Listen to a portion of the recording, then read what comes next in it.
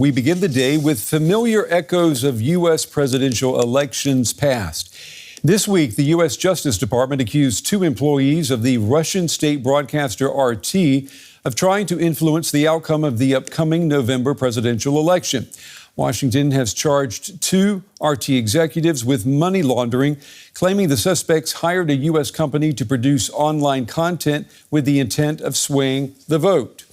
On Thursday, Moscow denied any meddling in any U.S. elections. After the 2016 election, U.S. intelligence determined that Russia had run a disinformation campaign to help then-candidate Donald Trump and to hurt his then-opponent, Hillary Clinton. Well, RT is trying to play down this latest claim by Washington today, saying three things are certain in life: taxes, death, and claims of Russian interference in U.S. elections. Soon, some U.S. states will begin mailing ballots to voters ahead of the November election. And as in previous cycles, authorities are warning of attempts by Russia to influence voters. The White House says it is watching closely. Obviously, people can have their own views about whether they're surprised or not that Russia might be trying to interfere in our election, but we're not taking it lightly. Nobody's shrugging here because it's that important. The U.S. Justice Department announced on Wednesday it was sanctioning employees of Russia's state media company RT, including its editor-in-chief, Margarita Simonyan. Washington is accusing RT of paying a U.S.-based company to push videos on social media in line with the Kremlin's thinking. Defendants directed the company to contract with U.S.-based social media influencers to share this content on their platforms. The subject matter and content of many of the videos published by the company were often consistent with Russia's interest in amplifying U.S. domestic divisions. After the 2016 campaign, investigations found Russia tried to spread disinformation with the aim of boosting support for Donald Trump. The Kremlin says the latest charges are part of what it says are a witch hunt. It is an obvious operation and information campaign that was long prepared and that is needed ahead of the last stage of the electoral cycle.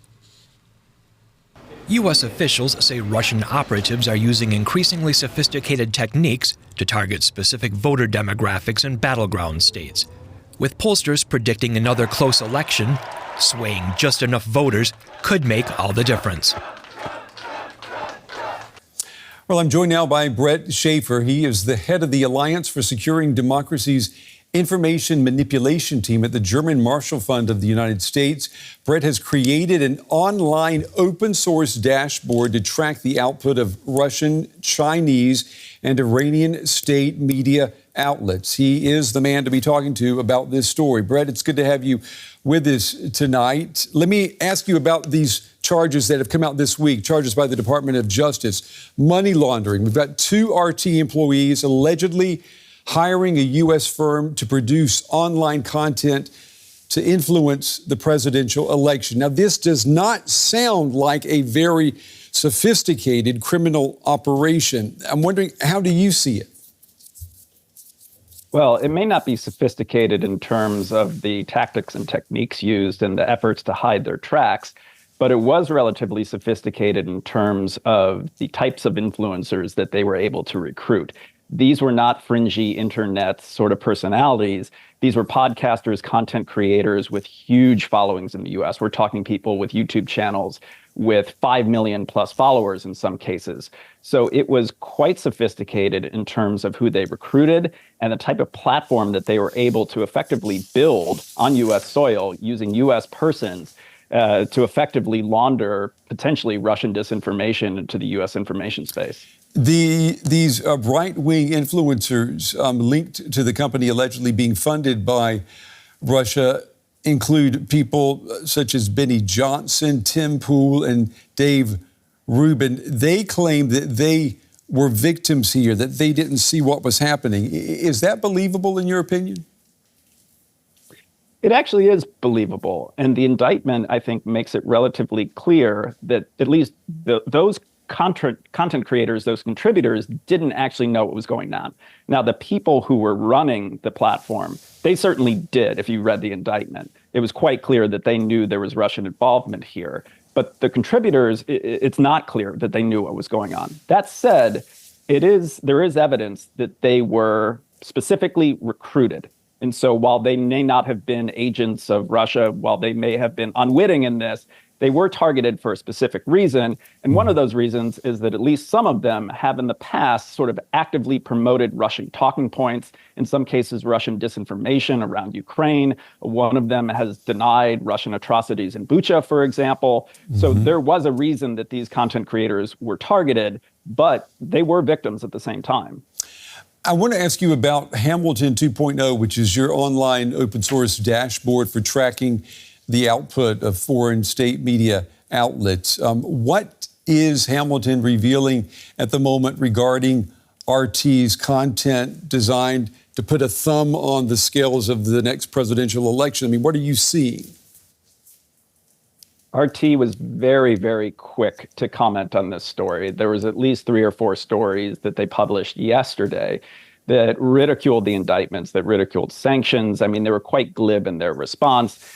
And RT's responses at this point are somewhat rote. We can predict what they're going to do because they have these certain talking points and they talk about U.S. hypocrisy. And they have attempted to frame this as the U.S. being effectively a totalitarian state, trying to shut down an open information space. I mean, putting aside, of course, the Russia's just abhorrent record about press freedoms, they've effectively said that what this is not Russian malign influence and not Russian interference. It is the U.S. effectively trying to rid their information space of opposing points of view. I mean, it's ridiculous, of course, but this is Russia's line, and RT has peddled it for many years now. You know, if you were to ask people on the streets, particularly in the United States, who does Russia want to see win in November, you know, most people would give you the answer, Donald Trump. I mean, that's an assumption. Do we assume this simply because of the content that is being pumped onto online platforms by media outlets such as RT? Well, the U.S. intelligence community has been very, very clear about this. The Russians obviously prefer Trump. I mean, there's really no debate about this in intelligence circles. And basic logic would tell you that. I mean, you look at the policy positions of the 2 candidates. One has been very supportive of Ukraine, the other less so. One is very supportive of NATO, the other definitely less so. So it doesn't take really an intelligence assessment to understand who the Russians would prefer. That being said, America's other adversaries prefer other candidates. I mean, we know the Iranians prefer Kamala Harris. So it shouldn't necessarily be used to slander the Trump campaign, but it's quite clear who the Russians prefer here, whatever comments Putin may make that suggest otherwise. Okay, and that brings me to what Vladimir Putin said this week. He officially, you could say that, weighed in on November's U.S. presidential election by endorsing one of the candidates. And an infectious laugh is apparently what it takes to get his support. Take a listen to what Putin said.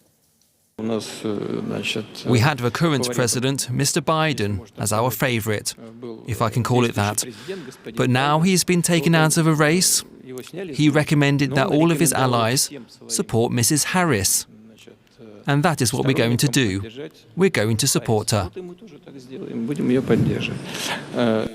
Now, this has been called tongue-in-cheek Putin humor, teasing, trolling. You can describe it any way you want. What is Vladimir Putin, what is he trying to achieve there? Well, I mean, the comments were dripping with sarcasm, of course, but Vladimir Putin is a former KGB agent. He understands how to manipulate Americans, and he knows if he throws something like this out there, there will be parts of the American media, there will be candidates who will take that line and run with it. And so we've already seen, of course, Trump commenting on this today. And so he understands that throwing something like this out there will make this more of a politicized debate, when the debate really should be about the fact Russia was trying to interfere in our election. There should be a bipartisan consensus that this is a problem, but he injects this sort of political commentary into this. And now, of course, he's made this more of a partisan issue than it was going to be. You know, Russian meddling in U.S. elections, it's been on the public's radar ever since 2016. And the online world that we inhabited in 2016, we know that it has changed dramatically. Has the Russian business of election meddling, has it kept up? Well, they've had to change their operation, mainly because of the fact their overt propaganda channels have either been shut down or been degraded. So RT America does not exist anymore. On YouTube, RT cannot exist, at least officially. On other platforms, RT has been downgraded. So in 2016, they could influence Americans through overt propaganda channels. They can't do that. So all of their work right now needs to be more covert. And I think they've also learned that setting up a bunch of fictitious Twitter accounts presenting themselves as Americans is a hard way to build an audience. Yes, some of those accounts that were taken down by Twitter had somewhat sizable audiences, 20,000, maybe 30,000, but it was hard to get a real, genuine American audience to follow them. So what they clearly did here was go after genuine Americans who have sizable, real, influential audiences and try to manipulate using those individuals and their built-in audiences. So what we've seen them is they've adjusted to our efforts to try to limit Russian malign influence. So they've clearly adapted over time. Bret, is there a platform where you would say that they are, getting maximum reach, maximum penetration? I mean, is it TikTok, Facebook, YouTube? I mean, is there one platform where they really get a lot of bang for their buck?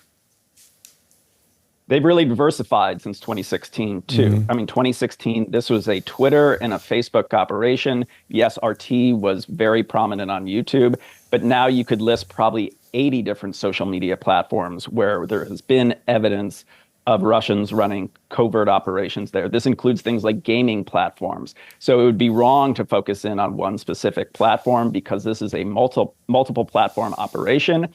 Also because if they get caught on one platform, they need to have assets in place other places. So they have targeted Americans on basically every platform where Americans are online themselves.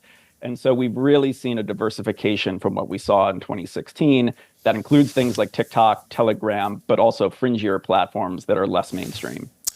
Fascinating talking with you, Bret. And please come back again before the election and after the election. I'm sure there's going to be a lot to talk about. Bret Schafer, head of the Alliance for Securing Democracy's Information Manipulation Team at the German Marshall Fund of the U.S. Bret, thank you. Martha Stolze is a political scientist and researcher in the field of digital propaganda at the Weizenbaum Institute. She joins us from Berlin. Martha, another U.S. election and more claims of Russian interference. How believable are these claims to you? So these claims can be considered credible given the vast evidence of Russian interference in democratic elections in the past, especially through state-aligned sources like Russia Today. Intelligence agencies and think tanks and academics have found credible proof of Russian disinformation campaigns since the 2016 election, and this year's US election has been expected to be a focal point of Russian disinformation attempts, alongside, of course, its strategic interest to also influence other democratic elections taking place this year. So while the exact effectiveness of these efforts is debated, the existence of Russian disinformation campaigns targeting the US elections right now is well documented, and that's why these claims are believable and as expected. Now, without a China-style firewall around the entire internet of the United States, is there a way for US authorities to block this kind of influence? Well, blocking content is challenging without infringing on free speech, but authorities can work with social media platforms to remove false or misleading information. Such content moderation can help reduce the impact of foreign interference. And for instance, the EU's Digital Services Act has shown new ways to demand very large online platforms to remove harmful content, which is a global first and can be of inspiration to the US authorities. But a full-scale censorship like China's firewall is unlikely in the US. Now, we heard the US says Russia is honing its techniques to reach specific voter groups. How would you go about doing that? So the toolbox of Russian disinformation campaigns is well studied, and to target specific voter groups, social media data can be used. to micro-target ads and content that then reaches particular communities. The specific voter group can then be fed with content that aligns with their views or resonates with a particular community. And such content has been spread by fake accounts, and text, photos, and videos have been increasingly AI generated. In addition, networks of social media groups and websites have linked to groups on messaging services like Telegram, which then spread more targeted information. And there's increasing evidence that algorithms of large search engines can be manipulated to show Russian state-aligned content.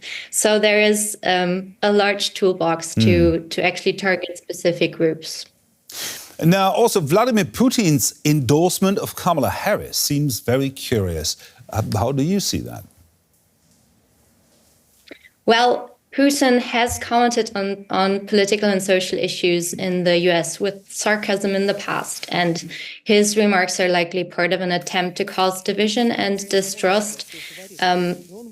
Besides, a public endorsement from Moscow is unlikely to help a US presidential candidate like Harris, so it's doubtful he actually supports Harris. His remarks more likely aim to provoke a backlash or spread confusion, which would align with Russia's alleged goal to undermine confidence in US elections rather than back any one candidate. The political scientist and researcher Marta Stolze, thank you very much for sharing your expertise with us. Thanks for having me.